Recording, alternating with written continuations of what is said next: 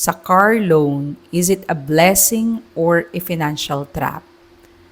So, panoorin mo ang video na ito at bibigyan kita ng aking insight kung ano ba talaga siya, isa ba siyang blessing or isa lang siyang trap para sa isang mga empleyado. So, ang video na ito ay para sa iyo kung ikaw ay isang empleyado at merong entrepreneurial mindset o negosyante kung paano mag-isip. By the way, I am Joy Lee. Meron na akong 10 years experience na pagiging empleyado. Nung una ko talagang magkaroon ng utang usapan nito is sa totoo lang, hindi ako makatulog. Kasi kung utang mo lang sa kaibigan mo na 100 pesos, 1,000 pesos, okay lang.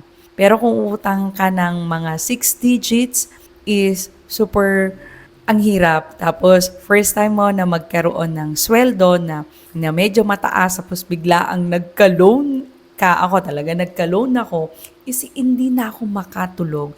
And alam mo yung tulog ka, tapos gigising na lang ako, tapos sasabihin ko sa nanay ko na, Ma, hindi ako makatulog. Bakit? Kasi iniisip ko yung loan ko.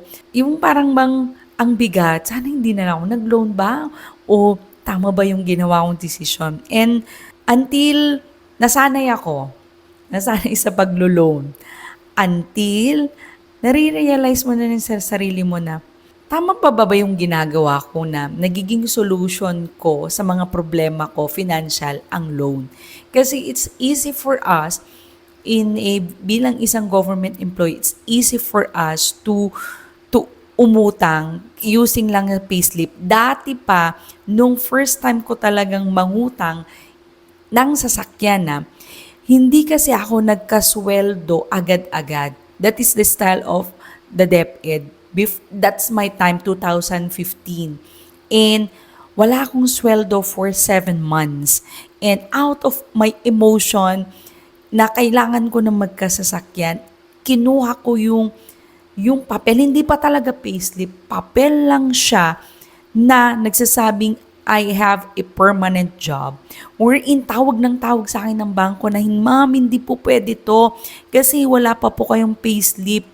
Tapos sabi, Sir, evidence na yan that I am already hired. I am already permanent. Ganon inalalaman ko pa. And then, tinanggap ng bangko. That was my time before na talagang gustong-gusto ko and nagiging solution ko ang utang. Years and years na tumatagal, parang kami sa amin na mga na nasa DepEd, loan dito, loan doon. Until ako ay nakapag-car loan, nasubukan ko na mag-car loan. Sa akin lang is, utang per se is not hindi siya masama. It's not bad. Kasi ginamit ko rin ang utang for investment sa aking boarding house. But in the car loan, it is a depreciating asset. It is an asset wherein nagdi-depreciate siya. Diba? Sa SALN natin, sa asset and liability, nilalagay natin sa asset natin for the sake na may pakita tayong asset. Pero sa totoo lang, in a real life, it is a liability because this investment of ours is hindi siya naglalagay talaga ng dagdag sa ating pocket. So, hindi siya nagdadagdag ng panghanap buhay unless gagamitin natin yung sasakyan na panghanap buhay. O it is, sa akin kasi ngayon, if susumain natin, if the car gives you from point A to point B na nakakapag-save ka ng time, it's just okay. Kung yung pagsisave mo ng time at ginagamit mo yung extra time mo para kumita pa ng extra, kaya sabi ko, this is for employee na meron siyang negosyanteng pag-iisip. Kasi gagamitin mo yung extra time mo for you to, para magkaroon ka pa lalo ng extra time para gawin pa yung extra business mo na ginagawa mo aside from your trabaho. Yes, sa akin, is this a blessing? Yes. loan is a blessing for me, but the car loan with the car, maybe meron muna akong ginawa sana na even I have loan or nag-utang ako, ginamit ko for investment. Or kaya kahit na hindi muna ako umutang dahil tumaas naman na yung sahod ko, yung extra na kinikita ko from the time na tumaas yung sahod ko, I need to invest on myself. Is it a financial self muna pala na I need to build the skill and extra na pagkakakitaan or business. And is it a financial trap?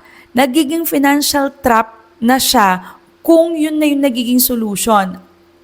Most of us, our thinking bilang isang empleyado, most of us is yung trap ba na if I need something or nangangailangan ako ng financial is ang nagiging unang solution is loan. That's why tinatanggal ko rin sa sarili ko na if I need something, I need to make another kind of asset na magbibigay sa akin ng money aside from the loan. Kailangan kong gumawa ng cash flow. Ibig sabihin, yung cash is nag-flow assigned pa sa monthly kong pinagkakakitaan. Kung makakagawa ako ng pang-araw-araw na pagkakitaan aside pa sa aking trabaho is much better.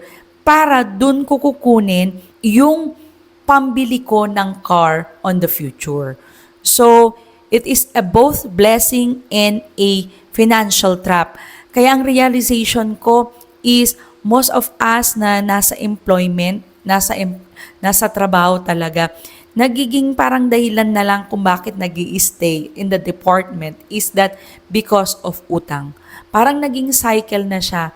Pag nakabayad ng 1 year, even 5 years to pay kasi sa bangko, yung 1 year na naibawas mo na is pwede mo na tong iutang. So nagiging cycle na siya, it is a trap.